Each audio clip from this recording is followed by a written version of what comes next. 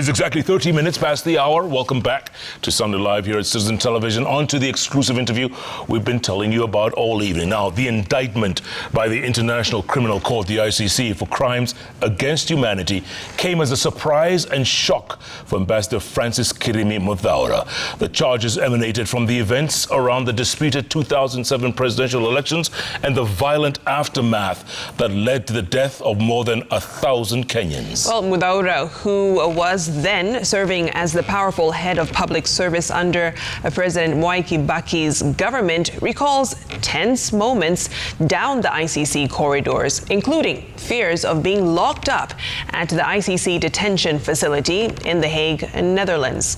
Well, in a wide-ranging interview with Citizen TV's Linus Kaikai, Muthaura opened up on the highs and the lows of his many years of service in diplomacy, public service, and high-level politics. From the conversation which comes ahead of the launch of his book, A Moving Horizon, Muthaura leaves little doubt on his constant place in government, particularly during President Kibaki's reign. He was, I will give his title, this interview, the Enforcer in Chief.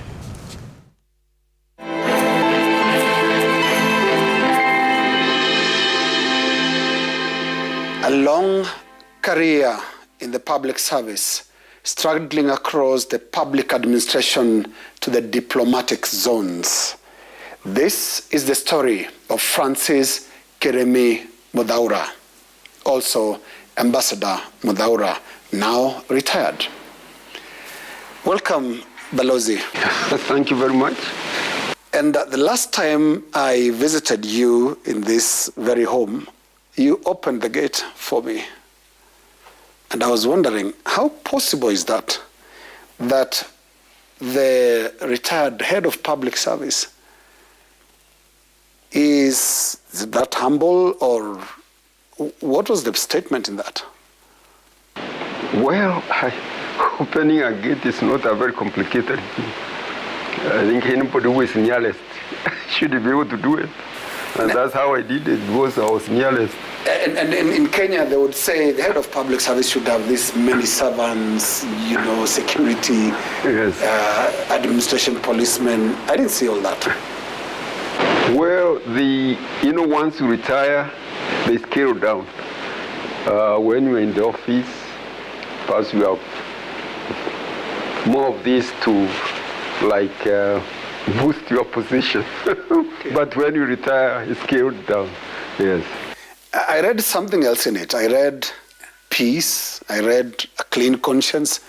You do not have any fears. You can stand at your gate. You can walk out and you are safe. Well, I normally say really security comes from the people. And, people, if you have had good relations with people, there isn't very much to be worried about.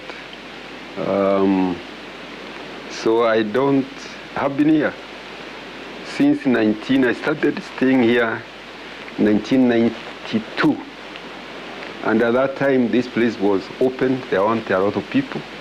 And the people are really wondering why I'm not afraid. And I see the place was very peaceful. It was always peaceful. Yes, and they also would wonder why you're not afraid, yet the perception of people is if you held powerful positions like you did, head of public service, permanent secretary, internal security, you must have stepped on a number of toes. Well, I didn't believe that whatever we did was in the best interest of Kenyans, and we did everything in accordance with the law, and the law is in the best interest of the country. Yes, and we'll talk more about public administration and your time there in a while. I just want to know, how is the retirement space working for you? Technically, I should have retired in the year 2002. End of 2002, actually when Kibaki was coming in. But somehow, They did not allow me to retire. They kept giving me assignments, appointments. And I stayed on.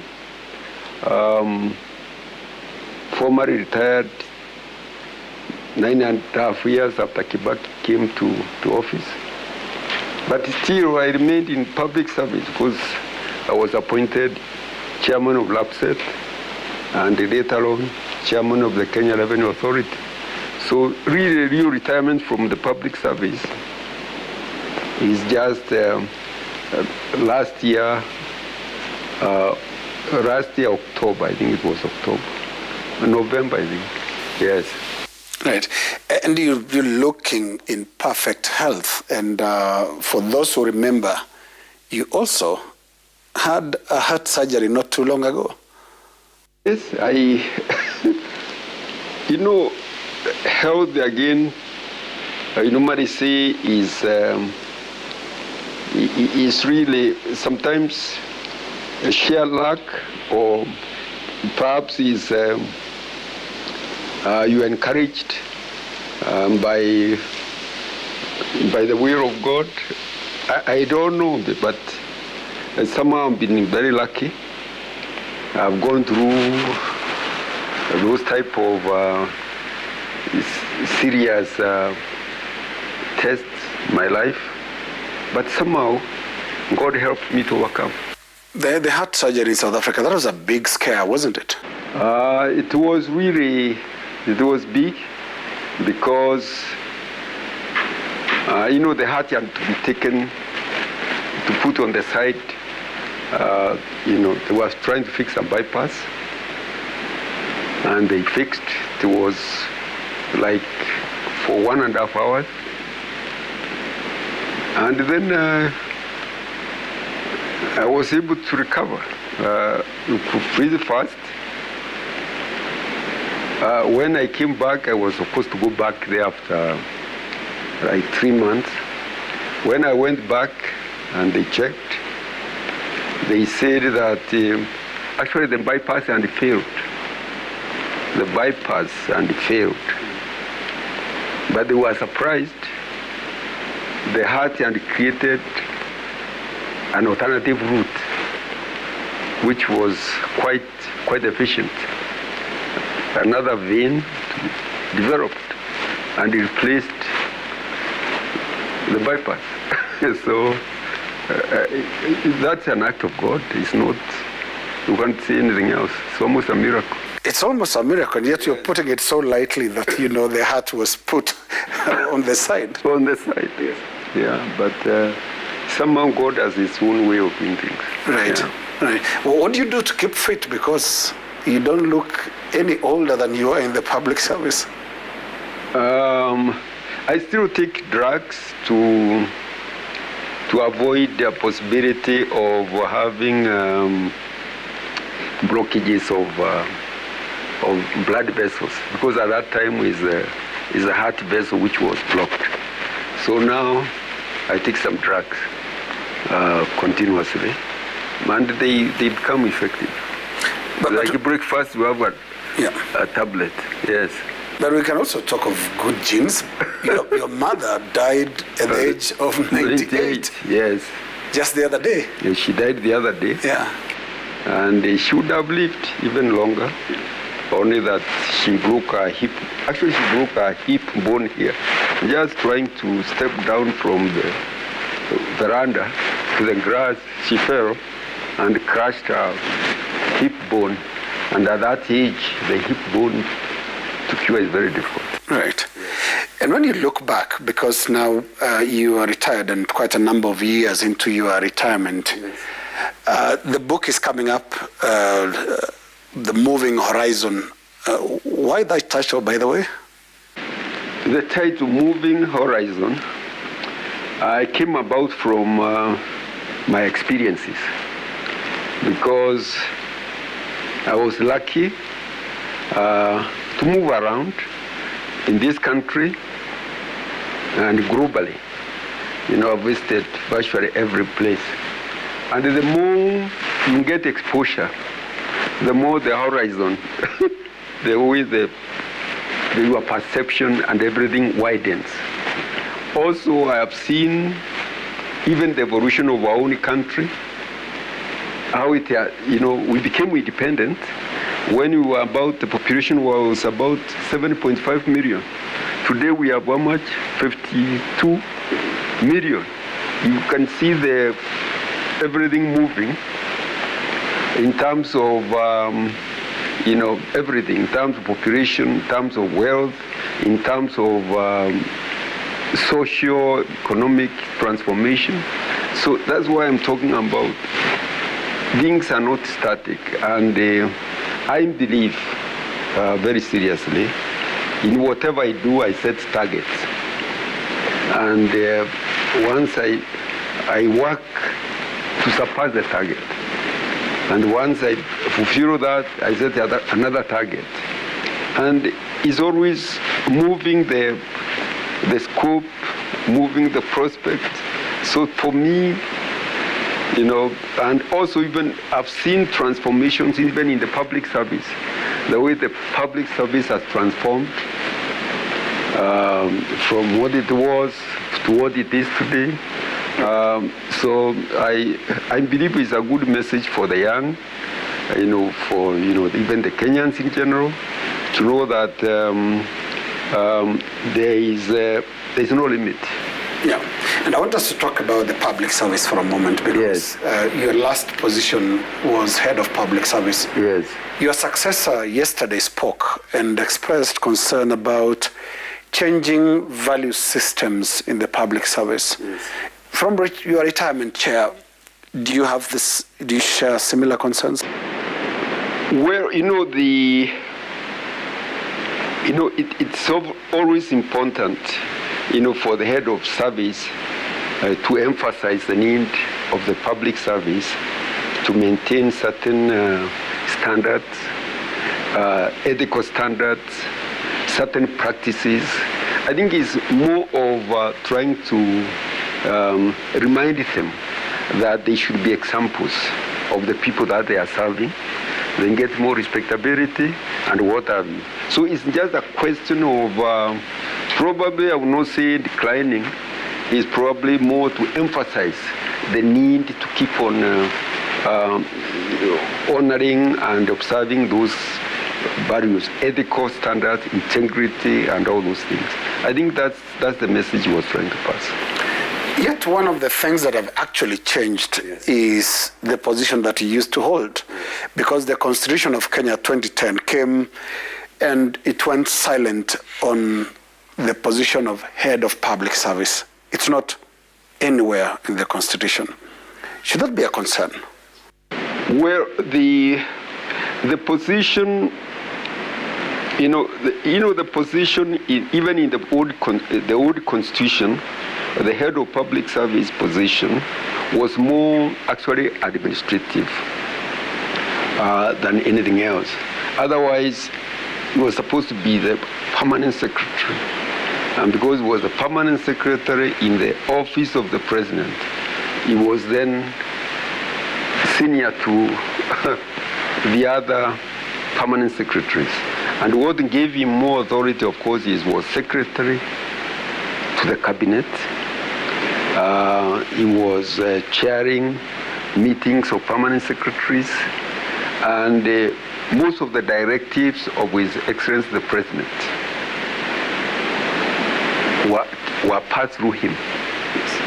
So most of the circulars, most of the communication came through him. So do you think maybe the law should have been more explicit in saying this is the head of public service, because it doesn't say that? I remember, that matter came in government when I was there, and the argument of some of the political leaders was that that office is too powerful.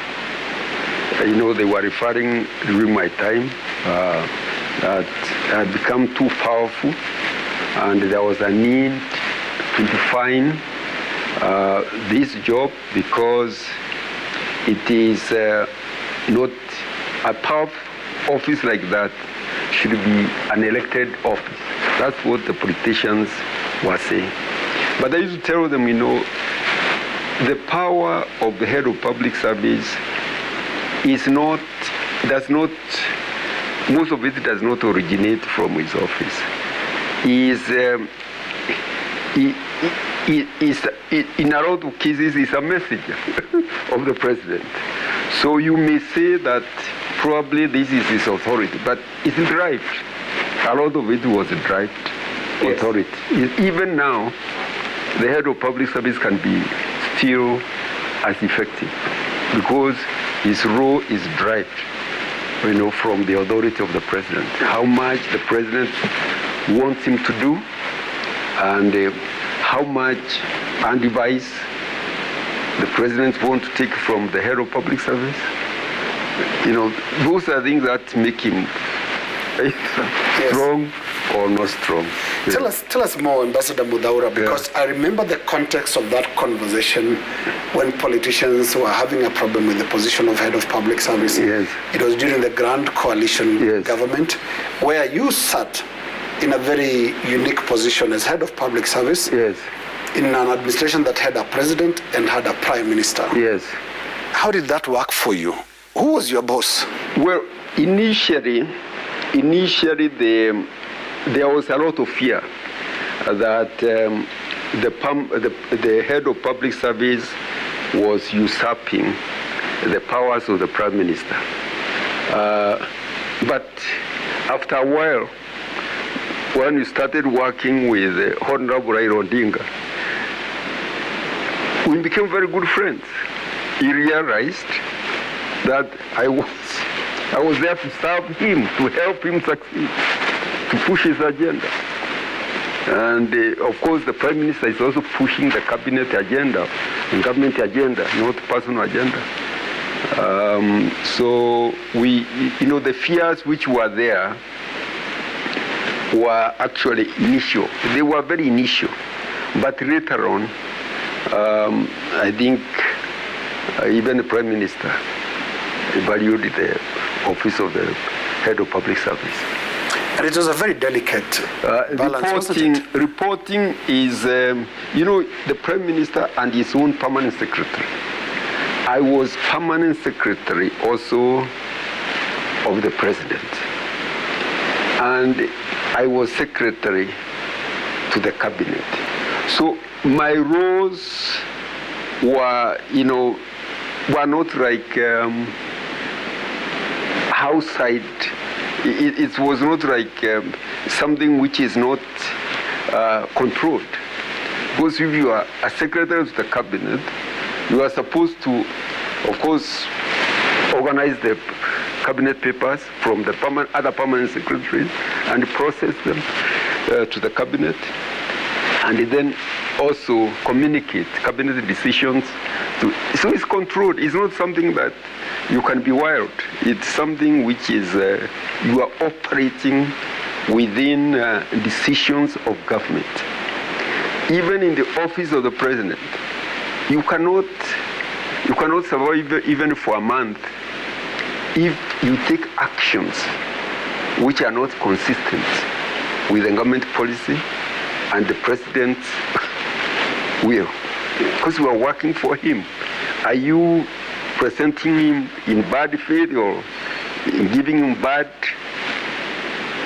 reputation, bad image? Yes. So it's a strong office, but it's also a controlled office. You spoke of a difficult initial period, and that is at the beginning of the Grand Coalition government. Yeah. Tell us how you navigated the relationship, especially when it came to the relationship between President Kibaki and Prime Minister Raila Odinga. They'd just come out of a very divisive election, more than 1,000 Kenyans dead. Yes. Very, very bad environment. How were the first few days, and what were your observations of that time? Actually, to my surprise, we really had a wonderful president at that time. Even before Kofi Annan came, President wanted to invite Raila for discussions. Even before Kofi Annan was proposed, President wanted to to invite Raila to deal with the problems that were causing him so much passion and destabilizing the system. And it was open for accommodation. What stopped it then from happening before Kofi Annan came? Raila did not want, he did not trust. He did not trust the president. He did not trust the president. So he wanted an external mediation. And that's what happened. When the mediation came and it came up with government sharing, the president embraced it. And for him, the functions of the prime minister were very clear. Although at the beginning there was a bit of problem with functions of the prime minister and the vice president. Yes, right. Now, Ambassador, Kenyans will be hearing some of these things for the first time. Yes. That indeed there was a willingness on the part of President Kibaki to reach out to the then opposition leader Raila Odinga. Yeah. How did that manifest itself? Did you make calls? Did you send emissaries? How did that? No. What happened is that we talked to Raila about it, and he said clearly he wanted to have an external mediation. We talked to him. He said he wanted external mediation because he cannot be sure that we shall be impartial. Do you remember the timelines around when was this? Is it how long after the election? How long into the post-election violence? It was the post-election. The post-election, I can't remember the actual time, but the post-election, went on. The new violence took about a month. Yes. Actually, it took about a month. Now, when things started stabilizing, that's the time we wanted that. The president wanted to have dialogue with Raila for the opposition to see how we can manage the country. Because Kibaki, his intention was not his job, is to make sure that peace and confidence is restored in the public. To him, that was important. How we restore public peace, public security, public confidence in the government, so that we can manage the country properly. Allow us to fill the room you were in at the time. Yes. And in most of the cases you were with the president. Yes. And the country was burning. There was violence in pockets around the country. Yeah. Fireballs on roads and all that. Yes. How did he and yourself feel as you were watching television from your offices? We are a very defined way of dealing with the crisis, because there is what we call National Security and Advisory Committee. And I was chairman of that committee. And then the other members were people like the military chief, the chief of general staff, the commissioner of police, PS of security, PS for Home Affairs, Office of the Vice President, and PS Foreign Affairs, and also Attorney General. So this team comprises very capable people. And when a country is in crisis, that's where matters are discussed first. So the president is advised. He's advised either directly or through the Minister for National Security, or through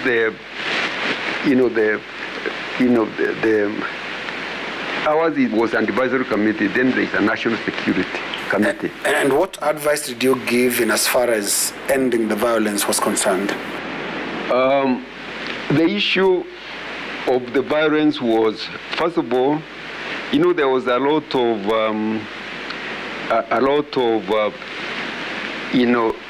call it, insecurity in the Rift Valley particularly. because violence was not all over the country.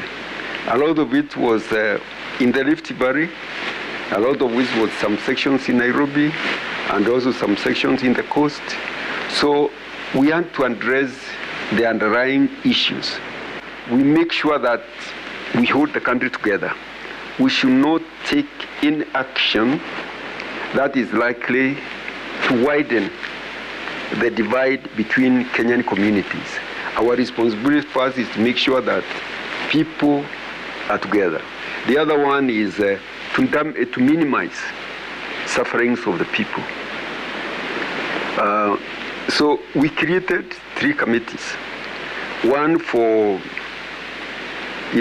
which was dealing with port issues. There were a lot of blockages of roads and water. We could not drive from ERS to Western Kenya or to Rift Valley because there are roadblocks by thugs. So we made sure those roads are open throughout, and communications is maintained during the crisis. The other committee was dealing with the humanitarian aspect. Those who are thrown out of their houses, they have to be housed, they have to be given food or what have you. And the other committee was to assess the damage which was being caused, so that we are in control of the situation, we can manage the situation. So those committees worked these are a committee of permanent secretaries. The other issue that which we did, which was very important, is to make sure that in places where there was violence, if there was violence in the Rift Valley, we don't control that violence with the Caribbean police. Because if you use the Caribbean police in the Rift Valley, they can very easily support they could be tempted to be more sympathetic with their community. So we said, Caribbeans out of Rift Valley, police. Kikuyus out of Rift Valley, so that we get other people who are neutral, who are not involved in the conflict. And it worked very well, very well. The same thing in all these areas where we had, ethnic clashes. We do not want any group to feel that they are being sent people who they are fighting with. And it is a system which worked. The other thing that I think also worked very well when we were in that condition, we said in the final analysis, we want to bring down, once we eliminate violence, we want to make sure that things, normality is restored very quickly. That's why I said we are... Which was not the case, Ambassador, if you remember the timelines. It was until Kofi Annan came and there was a handshake on the steps of Harambee House that for the first time violence stopped. Yeah, but what I'm saying is that at that time, when Kofi Annan came, actually, it was almost the tail end. It was at the end. Yeah, but violence went right on until the day. Yeah, but by that time everything was almost under control. What happened is that, even to mobilize police takes time. To mobilize and to make sure that you have adequate numbers. I remember at that time, we had even, we started emergency recruitment of police. And the time duration for recruitment of police was reduced from 9 months to 6 months. We realized we didn't have enough policemen, to manage those type of crises. So we were able to double even the number of policemen within a very short time. I'm trying to tell you some of the measures that we are taking. They may appear they were not quite immediate, but in terms of decisions and the purpose, they were quite immediate. And the other thing that was that was done at that time at that time, which I think was very important, is to make sure that if we are the politics, the political antagonism, too much political antagonism in some of these areas, we know those political antagonism can cause us much more problem. So, in effect, we started working as the advisory committee with what one may call neutral or sober group in those communities, so that the messages of the government can be understood. Work them closely. Give us an appreciation of your view from where you sat at the time, because there was widespread feeling that the country was really on the precipice. We were basically on the path to the first civil war in Kenya, and that indeed the divisions were so deep that, and you had illustrated earlier, that even in the security services, people are divided along tribal lines. The good thing is that at the people who are managing the people who are managing the crisis. I talked about the Security and Advisory Committee, comprised people from various communities, and that what gave me a lot of confidence. The police itself, the leadership of the police gave us a lot of confidence. The military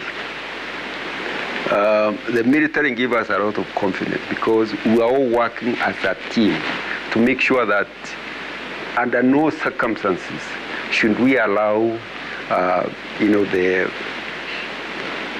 gaps to widen between the communities.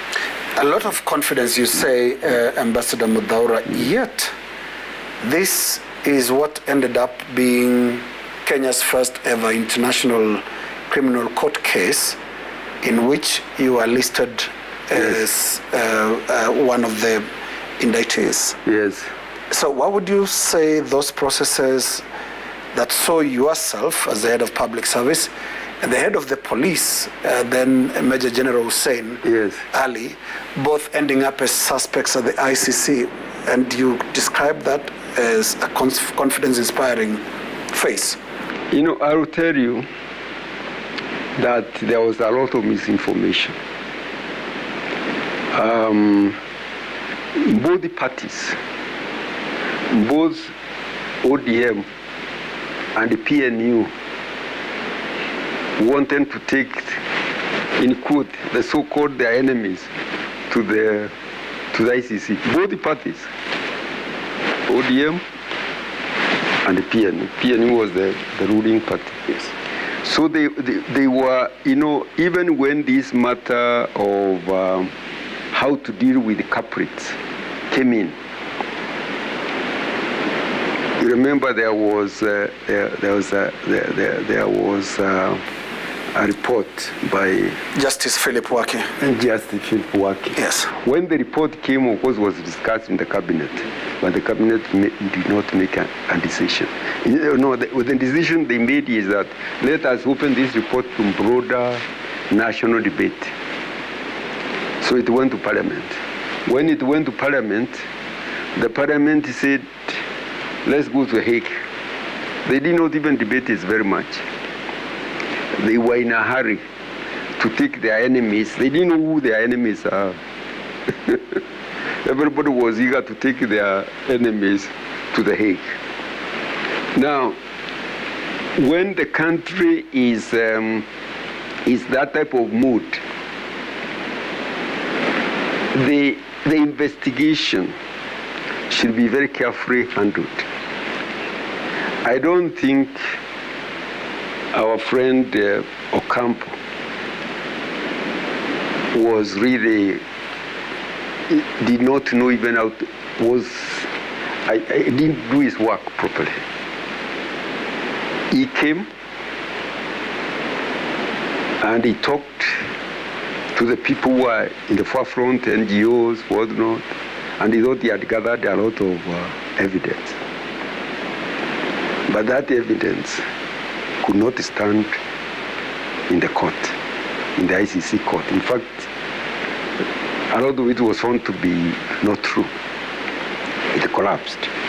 So what I'm saying is that, and I told even the court itself when I was in the ICC, I told them, the charges that you have led,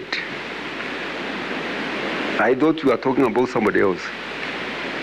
I cannot imagine I can be that person who is being accused in that court, because I spent many nights without sleep trying to save people, not to murder people.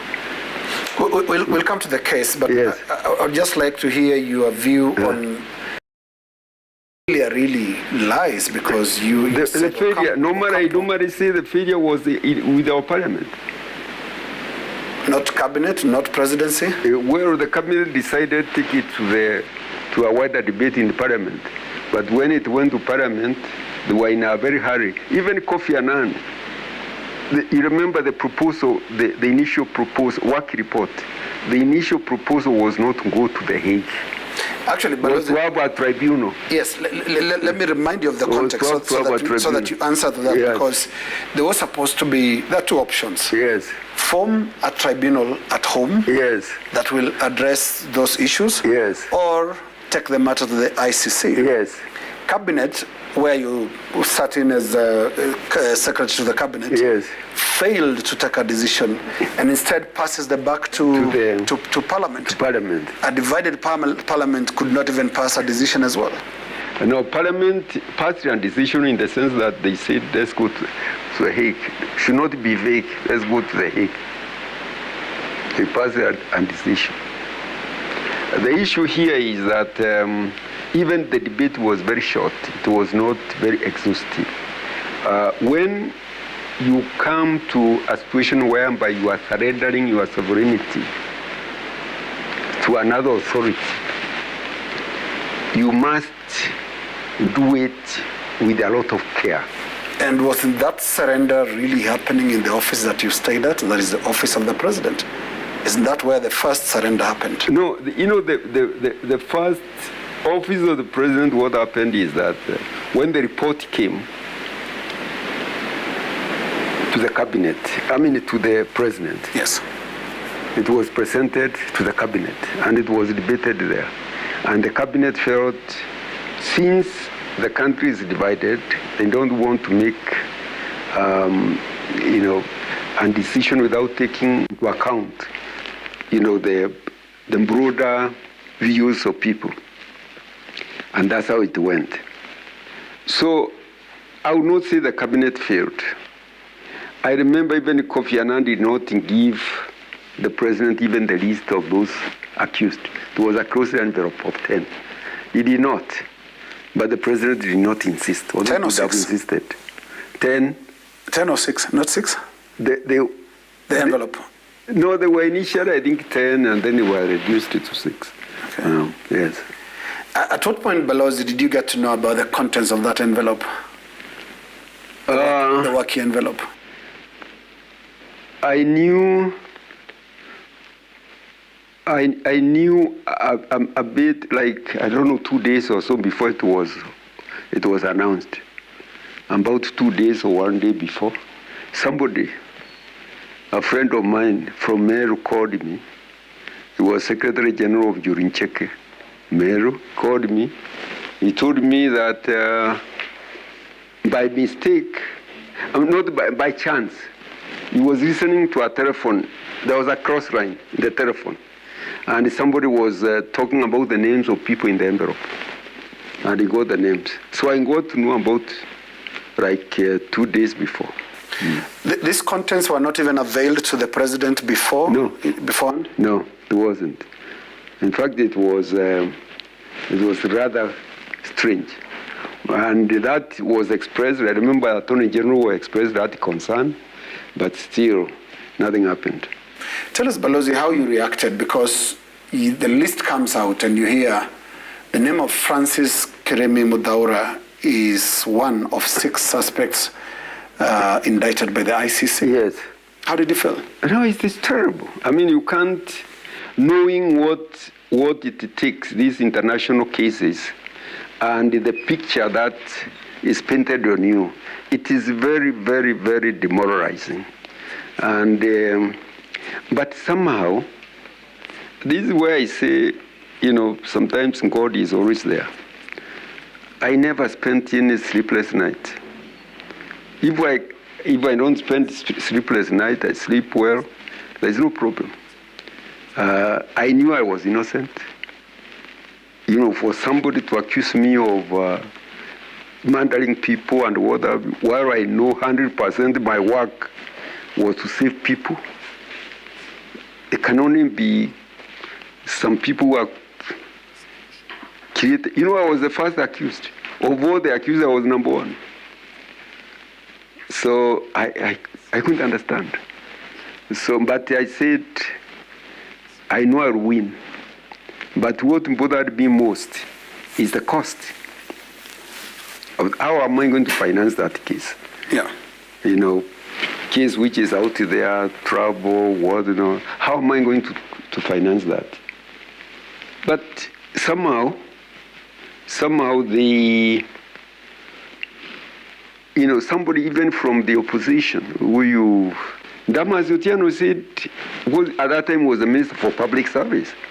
He said, for people in the public service, they did whatever they did in their official capacity, so the government should shoulder the bill. That was really wonderful. And that's what happened? It was, and it came from the opposition. And then, of course, now we're in the joint, it was a grand coalition. That's what happened. So that really eased the tension I had. But at the same time, a lot of people from my friends, whatnot, they started raising money. And later on, that became the money they raised, because most of it was not used. I used it for Francis Muthaura Foundation for charity. Yeah. Maybe now that you're about to share your reflections, you can also take this opportunity to tell us about the specific charges that had been brought against you, and they were later dropped, of course. The case later collapsed. Yes. But witness number 4 had 2 specific accusations. Yes. One was that you participated or organized a meeting of the Mungiki at the State House and at one of the private clubs. Yes. And I think number 2 from the same witness number 4 was that you facilitated movement of policemen from the administration college in Embakasi to Nyanza on the eve of the election. Yes. Photos for which were produced and also availed to the court. Yes. Yeah. That story, of course, when it was proven fake, that's the time the case collapsed. The issue of us having Mungiki meeting in the State House. I remember we had a meeting of the youth throughout the country. Youth for Kibaki. That was during the election. Campaigns, yes. Youth campaigns. And the youth came from over the country, and we had even all those photographs of the youth who came and what have you. And at that time, that was not even my responsibility. That was a political group that was mobilizing for Kibaki's. As a civil servant, that was not my business.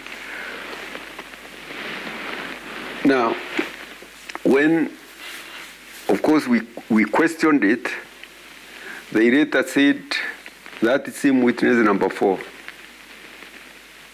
What happened is that when he was, after we put our key argument after in the court, the prosecutor went back to the witness to find out, to cross-check our argument. And the man said, sorry, and lied. I was not in that meeting. I was told about that meeting by somebody else who was a Mungiki. But the person he gave, the name he gave, when we went to check the record, that person and died in 2005. You know, the post-election was 2007. Now he says this is the person who gave him the information about a meeting which was supposed to have taken place in 2007. I remember the witness was quite mixed up on deadlines. Yes. But he was very consistent on one argument, Yes. that the Mungiki reprisal or revenge attacks were organized by government. And your name came up. Well, you know, the issue is, you know, I mean, you remember during the Michuki time, Michuki was the Minister for Internal Security. Yeah. He was being accused of, you know, in destroying Mungiki. And actually he's the one who completely ended Mungiki. At that time, government was in war with Michuki, with Mungiki, because they had killed a chief at Kibaki's, Odaya. Yes. And another one next to Michuki's home. Kangema. And actually they are going to attack Michuki's home, Yes. to attack Michuki himself at home. So that's why the government said, these people are going too far. You know, saying youth empowerment, what not, but this is a problem. We have to deal with it. So how can then Mungiki be used now to be like a vehicle for the government at that time? It wasn't. It was. And even Muthaura himself, what relationship with Mungiki? What relationship did I have with Mungiki? Mungiki were purely Kikuyu, youth group. Ameru, what relationship did I have with Mungiki? You see the point? And right through those accusations, one of the things that became clear was how President Kibaki, first of all, was not touched by the accusations. Yes. And in a way, credit went to yourself as his head of public service for shielding the president from any of these accusations. No, you know Ocampo. Somehow, when he was doing the investigations, he came. I remember he came to the OP and a meeting with us, with Raila and Kibaki, and he assured them that they were not being investigated. They were not being investigated, so they should cooperate. Yes. So they had been shielded by the investigator himself. He told them that. Right. It's the others, it's the foot soldiers who are being investigated. Yes. Right, foot soldiers and investigation, and we take a short break. We'll be back with Ambassador Francis Kiremi Muthaura.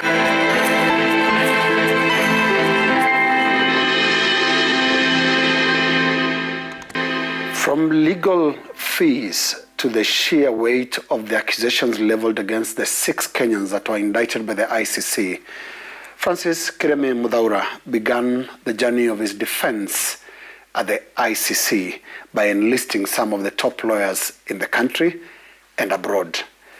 Ambassador Muthaura, you reacted with shock to the accusations by Ocampo and the ICC, and then you moved on to assemble a team of lawyers.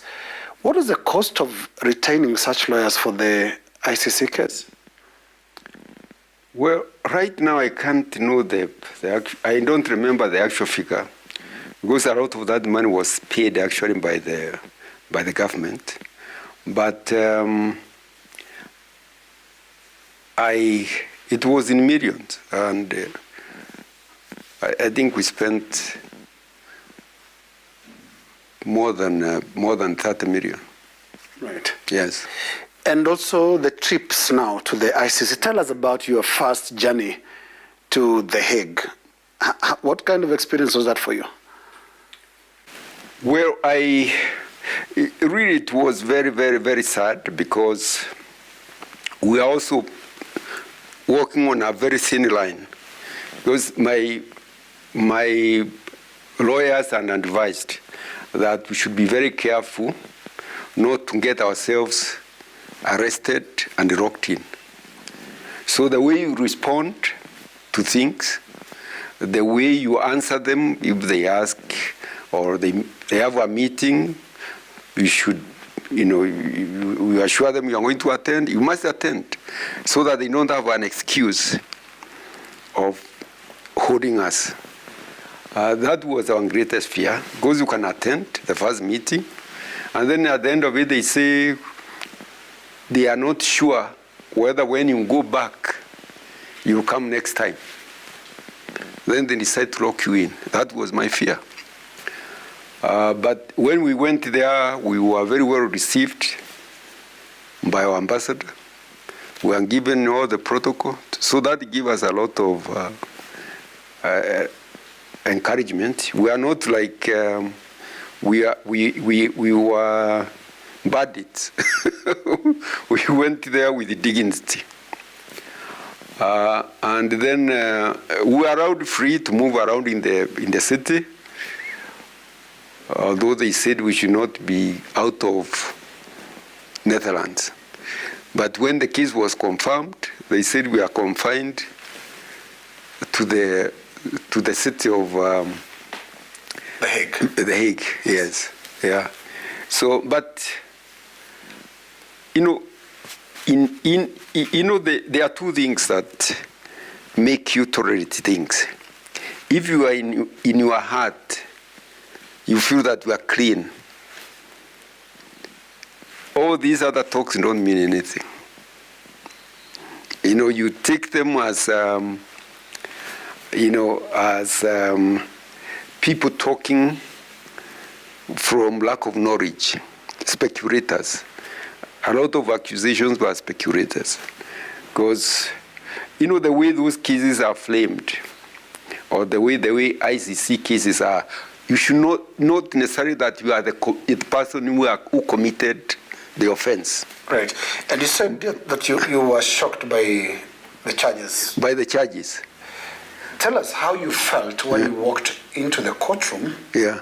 And not just the courtroom, but the bench reserved for the accused. Yes. How was that? We were, all of us were there, 6 of us. And of course, our seats were set. We went there. What in my mind, I told you in my mind and in my conscience, I knew that I was innocent. So all this other show business, I consider that to be, that it's not going to last. But we have to go through it. So I developed some courage. Right, but how's the atmosphere in the court? The atmosphere definitely was not friendly, but it was an open court, and my family was there. Some of my friends were there, or our friends from Kenya, they were there, even from Europe, who came to see what was happening. So we did not feel like that we are very humiliated. We didn't feel that humiliation, at least. Because humiliation can be bad. I remember when we got out of the court, I met, a group of journalists. Everybody wanted asking questions and what have you. My daughter started pushing them away. My daughter, I could not, I did, but I was surprised. My daughter was pushing them away. Why? Because they were, it was very aggressive type of questioning. When you are surrounded by about 50 journalists and what have you, everybody asking questions, wouldn't you answer? Wouldn't you answer? In that type of situation, don't talk. But back in the court, when the judges and the prosecutor are engaging you, the suspects, how did you feel, especially when you listen to some of the judges that were sounding very tough? Like Judge Ekaterina Trenda-Filofa.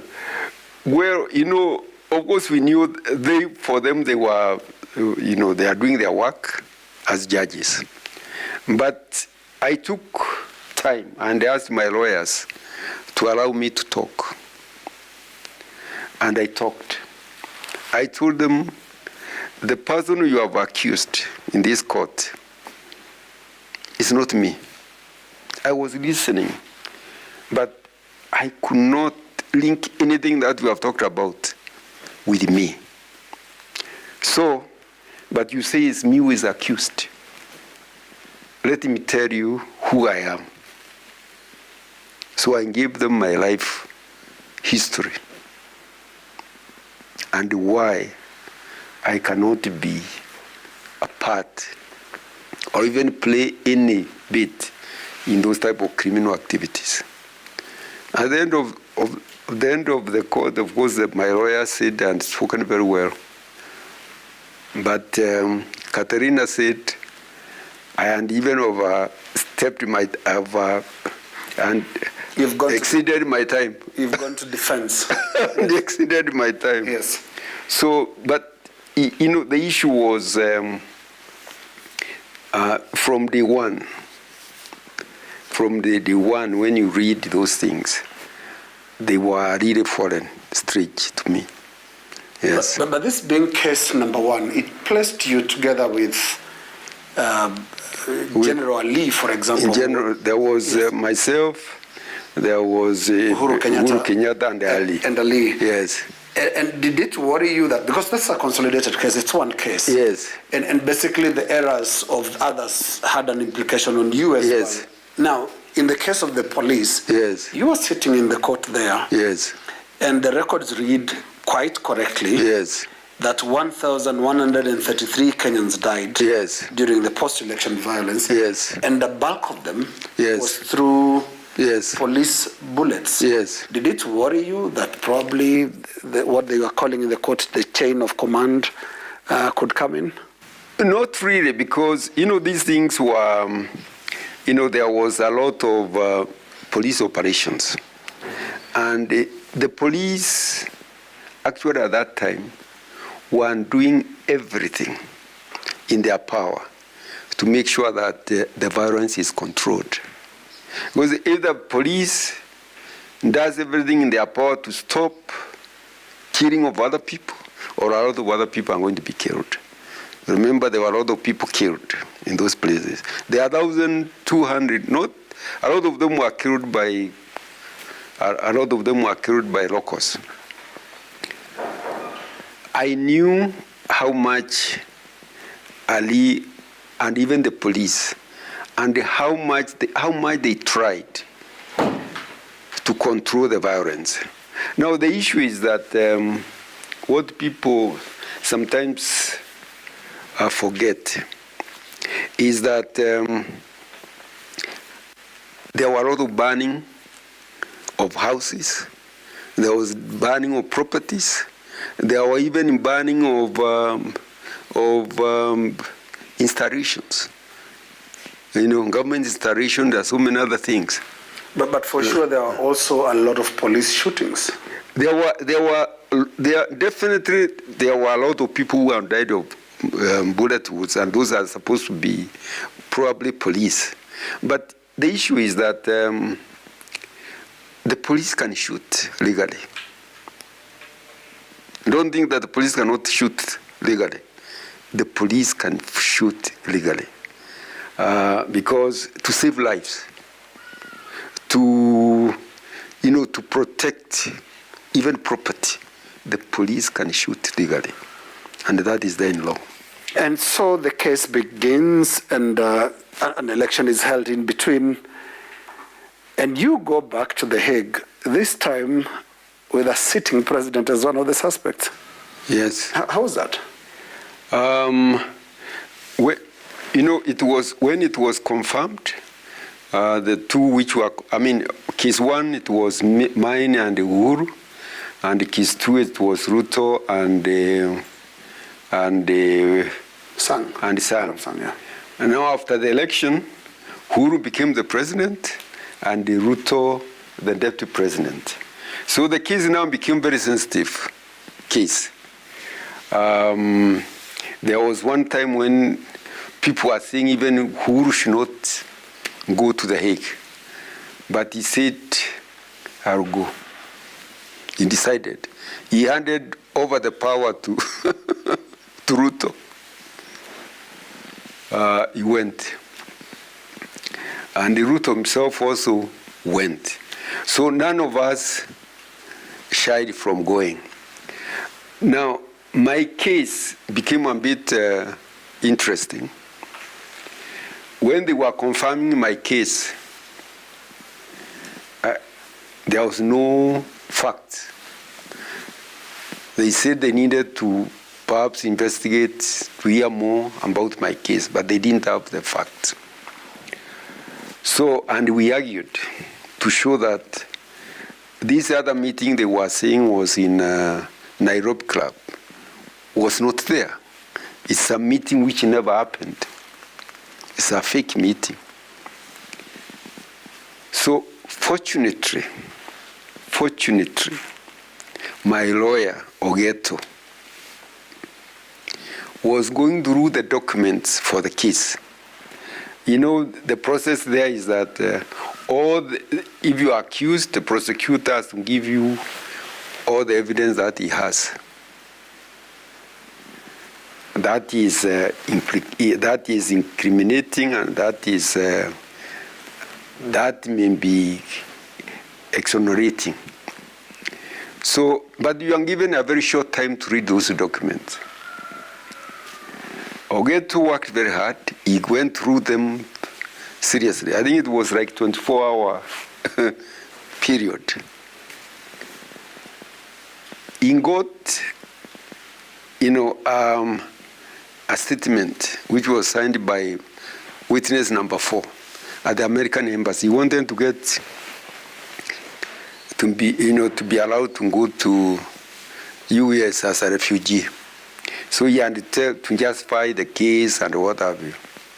So in that document, which he had signed, he had said he was not in Nairobi club meeting, but he was told by somebody else.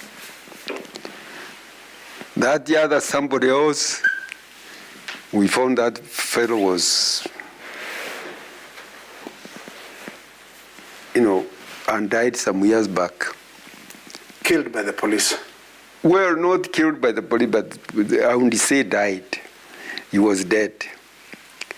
Then, when we got that testimony from an American embassy, our lawyers went and told the prosecutor, the lady, Okamba, and left. Now, why are you holding this person? Why do you want to take him through a process and you'll not go anywhere? Because we have testimony here from the saying that he was not there. So what that is telling us is a lie. And now the prosecutor, of course they have to talk to the senior officers first before they go to prosecute. The senior officers are accepted that this case cannot go anywhere. That is prosecutor, senior officials. Then they said, let's go to the prosecutor. They went to the prosecutor. The prosecutor said, yes, it can't go anywhere, but how are we going to convince the people? For the image of the court and what have you, the case must go on. Now, said the case must go on to save the face of the court. Then when my lawyer told me about that, I told him now we have to file an appeal. So we filed an appeal. They were telling me in the history of this court, there never has been an appeal after confirmation. This would be a precedent. I told him we have to have it. I told him we have to have this appeal. We appealed. And the prosecutor on the day we were going to hear the case, I went there in the morning. No, in the evening, I was told by my lawyer that the prosecutor won't to withdraw the case. Why? He doesn't want the process to be, he doesn't want my defense to put their case for the appeal, because the lawyer and given a lot of past and quoted a lot of past mistakes made by the court in the past. He had brought all those things in this case. So the face of the court would be very bad. So the best thing is for the prosecutor to withdraw before the appeal. Before the appeal is made public. Before the appeal is made public. You know, when it's presented in the court, it becomes public. Yes. I told him, okay, I'm happy to hear that, but let him go be prepared, because these people, sometimes they can change their mind. When we went there, the prosecutor was the first to raise the hand and say that he was withdrawing the case because they don't have enough information about the case. They can't continue the case because the government is not cooperating. Kenyan government is not cooperating. All those type of things. Those were just, you know, I told my lawyer, are we going to accept this nonsense? Because now that is face saving. He told me the most important thing is for them to withdraw the case. These other things, we can deal with them later. But wasn't it accurate then also that the government was not cooperating with the court? No, the government was cooperating, but the problem is, you know, the court questions are normally tilted to us at certain, like they want a certain answer. Now, if the court says this way, we don't have that information. I remember the Attorney General was very good in the law. We said, this is the information we have.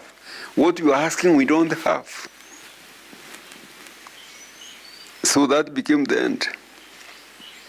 And he was asking questions because there were no facts. There was nothing to back what they were talking about. They wanted the government to commit itself to lies. That was the problem. And the moment you heard this from the prosecution saying now it's withdrawing the case. Yes. What was your reaction? My reaction was, you know, I felt, of course, relieved, but we did not even want to talk to the media there.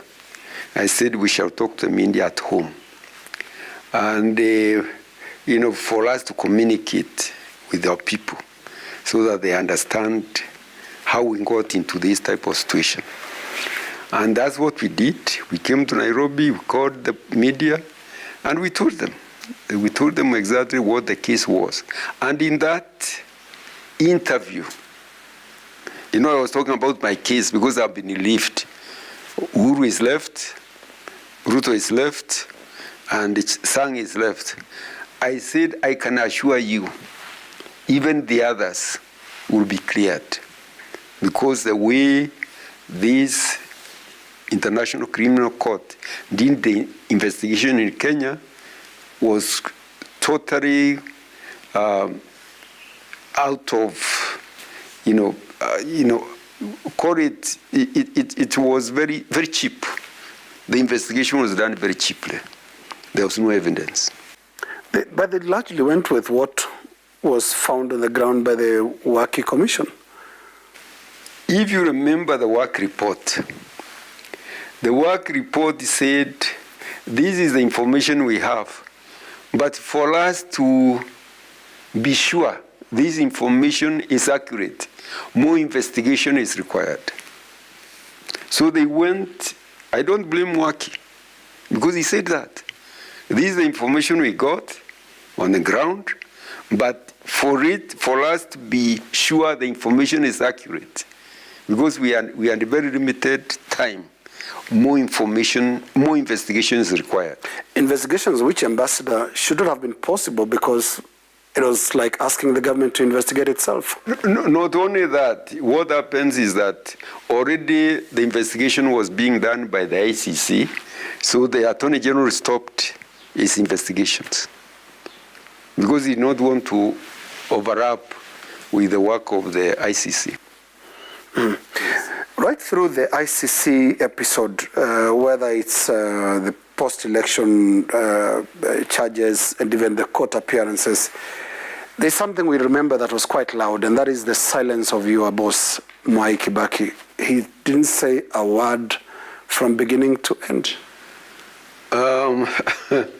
You know, I told you Kibaki was a very interesting person.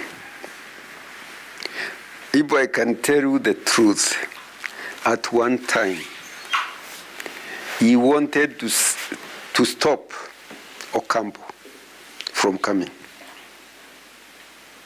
He said, this post-election violence was a very serious affair in terms of the future of this country, the stability of this country.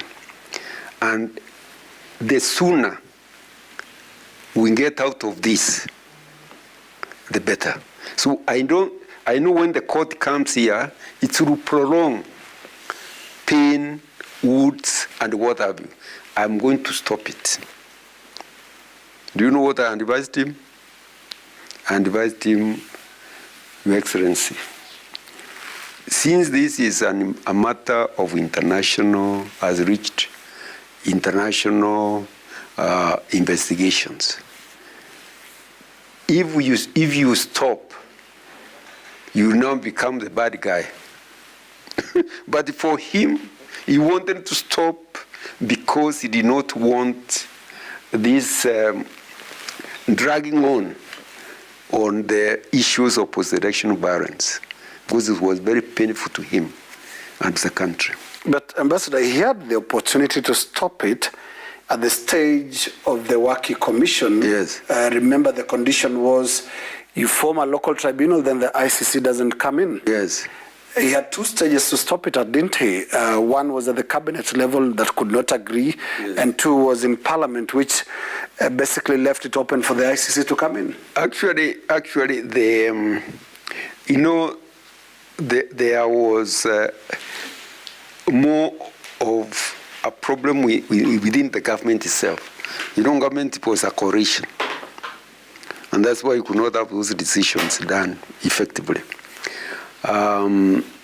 Each side was blaming the other side, and you know, government divided, a very weak government. So the government was very weak at that point.